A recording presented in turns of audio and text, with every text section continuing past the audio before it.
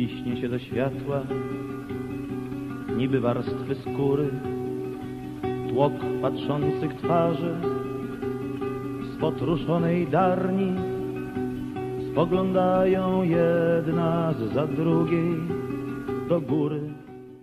大概我们可能有一些对228事件的共识啊，就说哦，那可能是怎么样的一个状况？那这些共识中间有一个啊，就是到底处理委员会在1947年3月，当然有人要讲的比较早比较晚，那是另外一回事了。就是说，在1947年3月7号那天，到底提交给陈仪的这个，也许你叫他处理大纲，也许你叫他政治改革要求，也许你叫他这些东西的一个，就是希望他改革政治的东西，那到底提交给陈仪是多少条的条文？它的内容是什么？那确实的内容是什么？就说有人说32条要求，那有另外一个说法，就是总共有42条要求。那所以到底当年储委会提交给这一个陈仪啊，说到底是多少条啊？这个东西变成一个公案。这种报纸就是3月7号提出去以后那请问什么时候会报道？就第二天嘛，因为那时候也没有 SNG 车，对不对？啊，所以当时一定是第二天提出去。这是其中一份，叫做《人民导报》。那这个是民间的报纸啊，所以你可以看到，民国36年3月8日星期六，《人民导报》，它里面就直接写啊32项要求，主委会已向陈长官提求。一个叫《中华日报》，这个是党报，这是官方的报纸。它里面这个下面是省处理委员会提出改革政治建议案，啊，然后它有这个报道，然后它也是列，如果你真的去看它的这边，它就讲建议案32项，啊，你可以看到它写。好，所以如果这样的话，那么是不是应该总共只有这一个32条呢？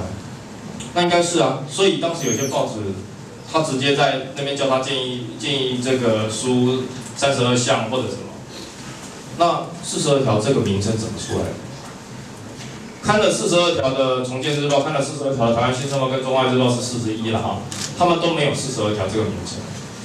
这名称是什么时候出来的？我甚至跟大家讲说，官方在抓所谓的这个办理要抓这些人犯，说他们提出什么罪状，他们什么罪状的当中有一个叫提出叛国条件32条。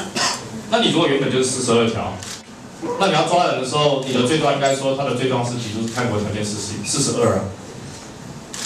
那我把报纸也读过，也这样，我发现一个现象，其实42条最早出现是在1940，这个名称不是这个条文内容，而是这个名称是在什么时候出现的？是在1947年的4月10号，柯远芬跟记者，他跟记者做的谈话稿里面，他说，好，中间这一栏里面就是说，台北市处理委员会不向长官公署提出42条叛国条件，这时候他还要赶快解释一下，即所谓处理纲领共42条，一般所谓30，所以这时候还有一般所谓32条。仅是政治部门，也就是说，他必须告诉大家说，你们如果嘴巴在讲那32条，那都是错的，因为它是42。他还要努力的告诉大家42。如果大家记得刚才的那些报纸的状态，他们下的标题的时候，实际上那个拿给陈仪的那一个3月7号拿给陈仪的东西，没有那个，就是说没有固定的名称的。所以人民导报叫他什么？他下的标叫32项要求。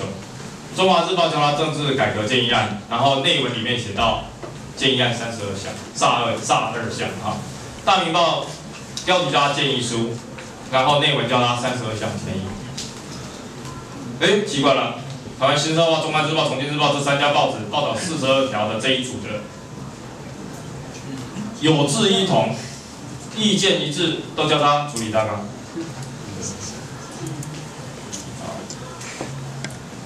在历史学的训练里面，有一种叫同源史料跟异源史料。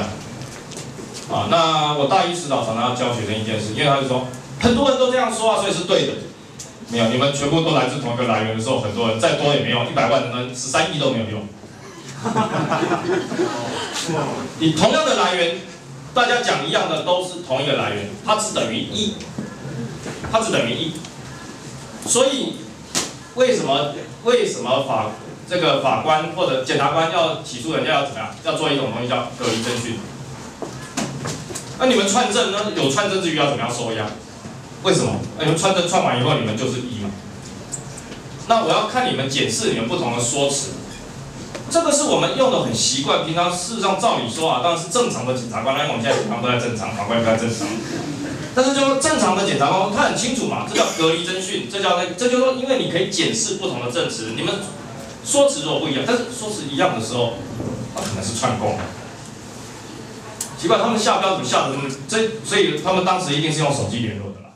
那其实有点，蒋介石那个3月10号第一次公开讲话，他并没有去讲32或42了，你跟他讲突然提出无理的要求，就包括讲武装的解除，甲迄个警备总部迄个，武装解除是头前，警总是后壁还佫加迄个10条，警迄个蒋介石跟他逃会中包咧，意思就是讲该死所以他就派兵安尼不过我说我们看这个东西应该有一个常识判断3月10号蒋介石的那一个第一次公开讲话就出现了矛盾，那个矛盾就是说。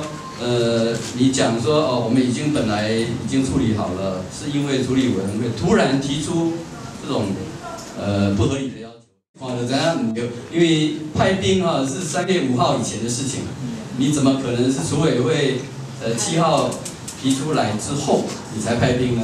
所以蒋介石第一个公开文件就穿帮了，就说谎了。